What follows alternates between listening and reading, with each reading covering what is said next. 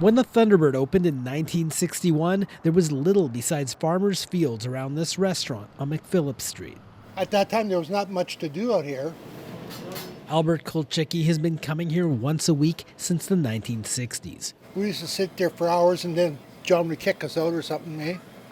Say, you guys aren't spending enough money here, so it's time to leave. The well used to supply the City of Winnipeg. John is John Ginakes. He and his son Peter own the property, while the Tang family owns and operates the restaurant. But a lot has changed since the 60s. The Thunderbird was an island amongst Farmers Field in 1961. It's now an island amongst parking lots and streets that will be in the future inaccessible to us. Ginakes is worried about this, plans for a Starbucks drive-thru to the immediate south of Thunderbird. Ginakes claims this would deprive the restaurant of parking it's used for decades. We believe that people still come in, but at the end of the day, we're going to be fighting a losing battle.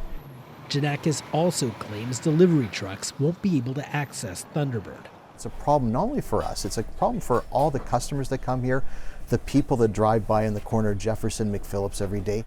Ginakes claims Thunderbird had an easement deal for decades to access this supermarket parking lot. But a court determined that deal doesn't exist. In March, Court of Queen's Bench Justice Vic Taves wrote Thunderbird's use of this parking lot was on the basis of neighborly accommodation with the permission of the landholder. Taves suggested the two sides ought to work out a deal. Ginakes insists the easement agreement was real. He surmises it got lost in the early 70s when the City of Winnipeg absorbed the old RM of Old Kildonan. But the lawyer for the Starbucks development says even if the deal existed, it's not enforceable.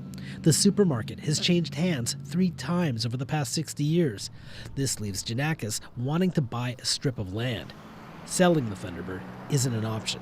My dad's an independent business guy. He grew up in an era where there's lots of independent business guys, and every day he looks around, there's one less independent business guy. His theory is if we all sell to Starbucks, who's going to be left?